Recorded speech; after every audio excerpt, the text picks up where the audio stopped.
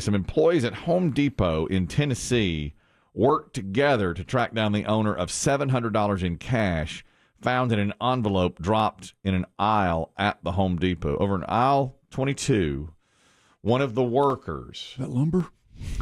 That paint? I think that's lighting. I thought lighting was more centered. Lighting's right in the middle. Isn't lighting first when you go in? Yeah, but that's aisle 22 for some reason.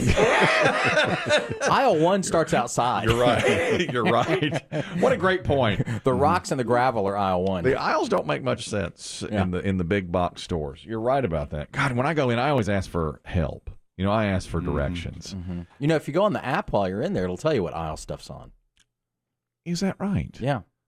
So if you look at it, if you're looking for what you're looking for, it'll say you've got the proper store. Yes. The one that you shop at. It'll Yes. say it's aisle 66. This is why my wife thinks so highly of you. You know things like that. I mean, no, don't say no. You take Just credit. sit here and take the You take credit for this. You take credit for this. But a lot of people do that. No. Every time I put a paper towel in a bag of salad, my wife says, Dave Aiken. Dave saved our lettuce. Dave has done this time and time. It does save your lettuce a little longer. It does. Every piece of dressing at Thanksgiving that my wife shoveled into her mouth, she said, Dave Aiken did this. Because he told me to go to cornbread. She say that a lot? She said that. Oh, yeah. She had and we had leftovers. Good. And she said, we're taking that dressing home. Dave Aiken saved this make dressing. more at Christmas. Believe me, we're planning to. All right. Already we've been told. Next year, gravy. Are you going to save gravy next year? Don't give us too much. That's right. Wait till next year. You humans can only take some. You're right. A worker spotted $700 in cash. I think he stepped on. Here he is talking about it, and he said, oh, wait a minute. He thought it was just an envelope, but it had $700 inside. Walked around to this point, noticed a bank envelope on the floor. Didn't think anything of it at first. Thought it was probably empty. Thought I would go back, make sure. And when I picked it up, I could feel that it had stuff in it. Had money. $700 is what it turned out to be. Now, Biggie, at this point, you're conscious. Do you? As one of us mimes putting the envelope into one's breast pocket. Your apron at the Home Depot. Big orange apron. In the big orange. I would hold on to it. Yes. If somebody came looking, Yep. it'd be different. But if nobody came looking, and I had that tucked in my vest all day, Right. I was going home. You're going home with you. Biggie. He went to his manager, and he said, we got an issue here. I've just found $700. And she said, okay, somebody's going to come back and claim that. I was the closing manager that night, and I noticed that it was still here. I thought to myself, oh my goodness, he didn't, or she didn't know they even lost it here. It just was sad at that point. It was sad for them because here it is, $700. It's the holidays. Yeah. And You she would said, think somebody that needs this that money. person maybe wanted to spend it at Home Depot, got to the register and couldn't buy something, or did it just fall out of an envelope on the way to some a different destination? I think it just fell out. I mean, there are cheap things at Home Depot, but there's some very expensive things Of course, at Home Depot. of course. I think probably he stopped at the bank and cashed or got cash $700 somehow, and because it was in a bank envelope, and I bet it Yeah, fell like out of his it could have been for grandkids. Sometimes people put money in cards for gifts. Let's see what Could have happened. been for a job site. Could have been. She said, look, I was going to wait for him or her to come back and claim it, and then she said, no, I'm going to do more than that. So she went out on Facebook under her own Facebook account and had some friends pass it around and share it, and finally contacted the person that had lost the money. I got a message from a gentleman by the name of Mark who said, that's my partner. It's his money. He lost it. He's panicking. Okay. The partner is not a social media person and would never have seen it, he says, if not for his partner seeing it on Facebook. I don't know if they're business partners or lovers. Doesn't matter. Doesn't matter. No, it doesn't matter. Doesn't matter a bit. In your case, Kelly, and your family, neither one of you would ever find it. We are not a social media people. We are not a social media people. Okay? So this is the person, though, who lost the money said, thank goodness. Stressing over it pretty bad, so I'm glad that, he's a social media guy and was able to see that because I would have never saw it. So. His name is Clayton, and he went back to the store to get the money and say thank you personally to the person who found it, because he said you could have just put this in your big orange apron, and I never would have known, because he didn't even know where he dropped it. He had no idea. No. Trucker D, you're talking about finding money. Go ahead. I'm going to tell you right now, if that was my son that found $700 innocently and turned it in, I'd disown him. I'd put him up for adoption. Right. My daddy always said, if I see you drop it and I keep it, I stole from you. That's stealing because you saw who dropped it. But if I innocently find it, it's mine. That's yours. Finders keepers, losers weepers. It's in the Bible right next to that. Seek and you shall find. It's in 2 Corinthians. Dave, you know that. Yes. Dave knows the Bible. So does Trucker D. Okay, all right. People look at it differently. I think it's the amount of money. You know, if it was $10, I'd keep it. $700 is a lot of money. Somebody's looking for that. Well, you have some responsibility as an employee, don't you? I mean, if you find it and you work somewhere at your workplace, yes, it's your responsibility to turn it into. Take it to manager. Yeah. Now, if you're a shopper, if you're another shopper there and you pick it up, you might be a little bit more latitude. You think the rules are slightly different? Slightly. A lot of money though. What's your what would you do if you found as a shopper at Home Depot $700? I think I would take that to the manager. I'd take it up there. I'd probably turn it. What if it's a 20?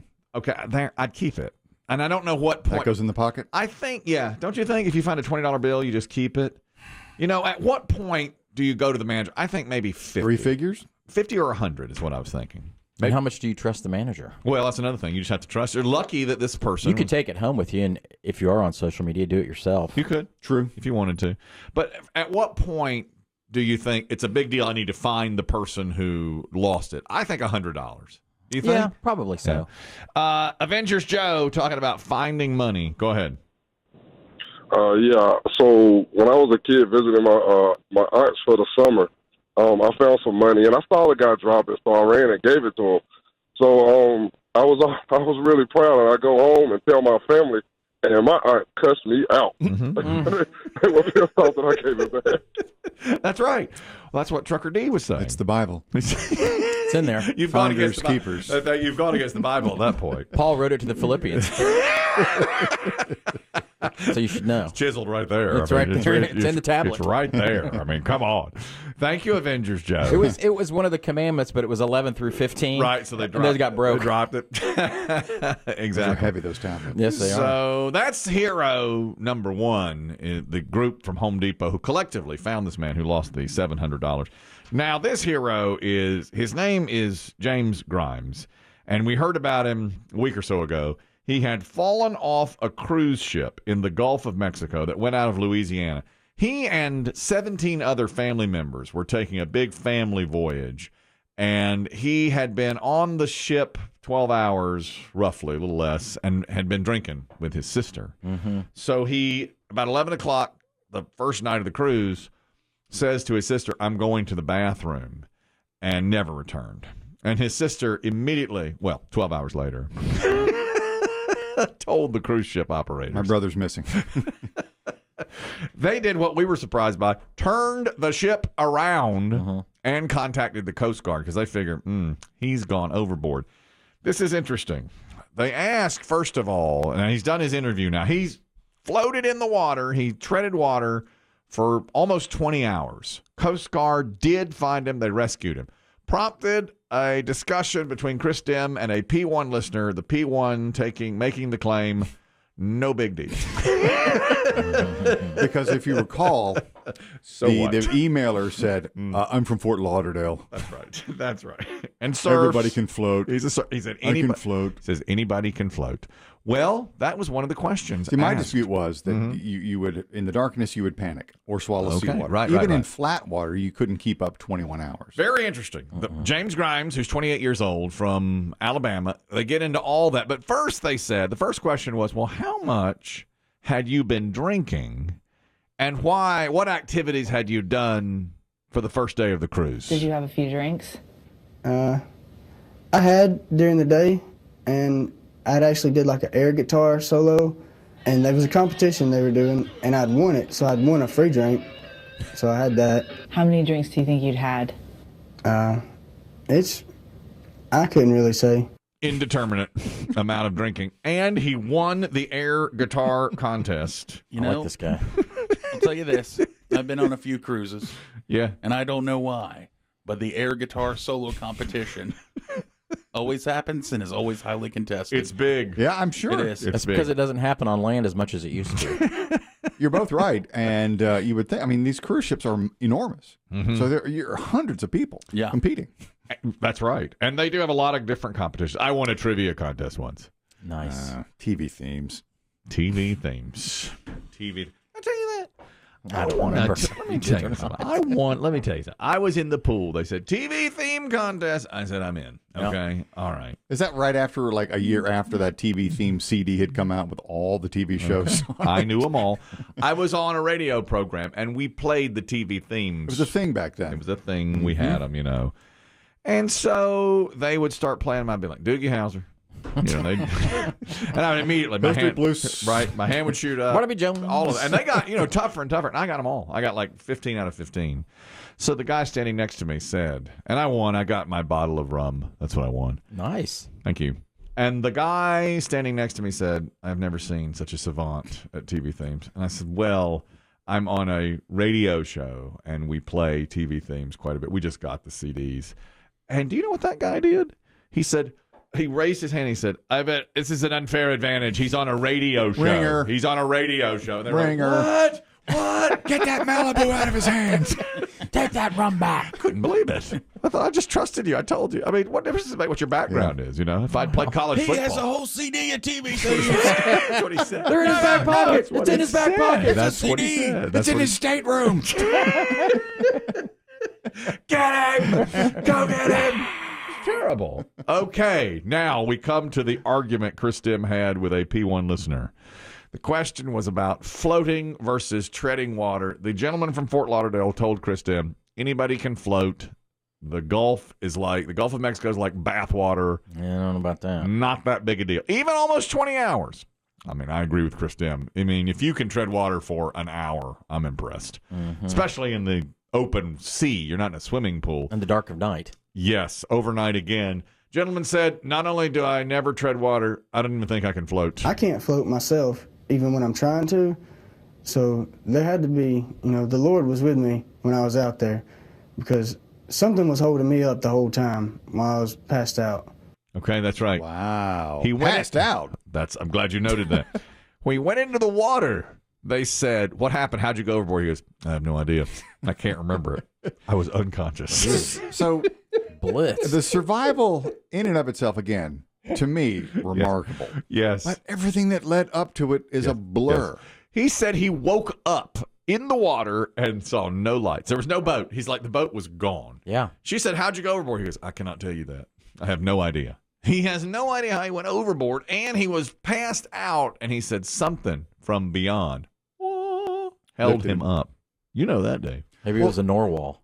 Something held him up. You are more buoyant in salt water. Correct. And so if you go to the Dead Sea, right? Mm-hmm. Almost anyone can float there. That's right. But this is the Gulf. This is the Gulf of Mexico. Is he a bigger guy? How big is he? No, slight. I mean, Chris Demm. I don't know if that plays into it or not. Sorry. Slight. Slight. You're slight.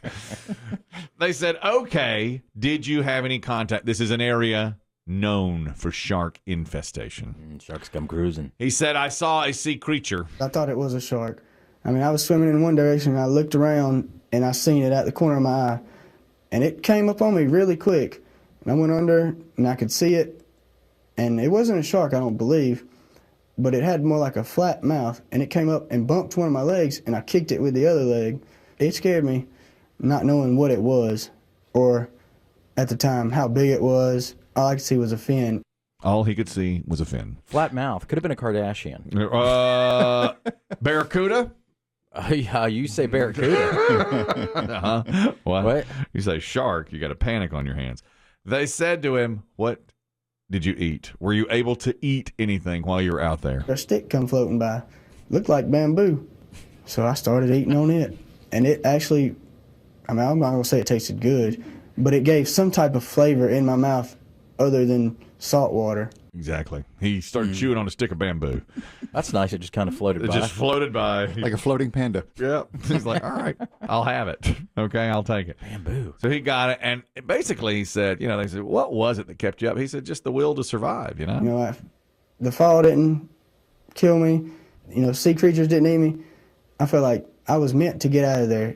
Yeah, he said he felt like it was meant to be. Now, he did say the toughest part was when it started to get dark the second night. That's true, because they didn't find him until, 8:30 Right. So it was really getting dark for the second go-round. He's like, I can't survive another night. Man, yeah, the Coast Guard said he had another 90 seconds max. That's right. And I think I read, too, in his account that he had stripped off his clothing, which is smart. Correct. You said take off your shoes and socks. And It'll just weigh you down. He took off everything. So when he saw the Coast Guard, he knew he'd buck naked. I'd done taken off my socks and everything and was just waving them around my head, trying to do something where they would see me. And when that light finally hit me, somehow I heard, we got him. He knew right then. He had been saved. So when the Coast Guard got there and got to him, the reporter asked, what did you say to him? When the Coast Guard guy showed up in the water, what'd you say to him? Well, the first thing I actually told him was, I don't have any clothes on. Because I didn't. I'd been stripped out of everything. He said, that's fine. Mm-hmm. He's completely naked. Kristen was right. Mm-hmm. That's what you do. I might have left my skivvies on. Yeah. Yeah. Well, they might have ballooned up and he floated away if they were boxers. Maybe. I don't have any clothes on at all. We're going to have to leave you then. Or put you back. Hold me up. Catch and release. Hey, man, this weird dude's naked. Ew, gross, man. Why'd you take your clothes off? Then, of course, you hug up to him, so everything's right next to it. And it's all on camera because all the Coast Guard helicopters and ships have cameras on. That's what they do. They must have blurred his genitalia. Yeah. Or his crack. They got him. But he survived. He's made it. You know what? He's made it. It's incredible. Have we had will this happen this week, the reunion between him and the Coast Guard rescuer? They should do that. You're right. Think. I have not seen that part of it. I saw his tell-all interview. Do you think the rest of his family is going to sell their story or tell their story? Well, what else is there really other than just worry? What happened before? Oh, that's right. I guess nobody saw him though. Just the sister. Aren't there cameras in those hallways of the corridors of the ship that they would know at least? I mean, you have to look through a lot of tape, but see where he went over. What was the last room he went into? Apparently, I don't think he even went into. I think he went to his room when he got on. Then they went drinking. Then he did the air guitar contest. And they were at a bar area, she said, the sister said, at like 11 or 11:30, and he said, I'm going to the bathroom. She waited for him, assumed he had gone back to his stateroom, and went to bed. That's why she didn't tell anybody that he was missing. Might have gone to the rail and threw up or something. Is that, we don't know. Oh, absolutely. Well, maybe that's on video. How did he go over? Yeah. That's the thing, what happened? But, I mean, do you think those ships are so enormous? Could you have a camera on every possible balcony, every exit point? Wouldn't think so, but I think he was in it wasn't like he was in a room, unless maybe he got the drink or went to the bathroom, then went to his room, and then went out on the balcony. He hasn't answered those questions. Maybe not in every room, but every railing should be on a camera somewhere. I don't think he remembers. No, he doesn't. he doesn't. He said, I don't know. I think he wandered. I think he probably just wandered out a door and right over the side. He doesn't remember even what happened when he went to the bathroom. He doesn't even know if he made it to the bathroom. He has no idea.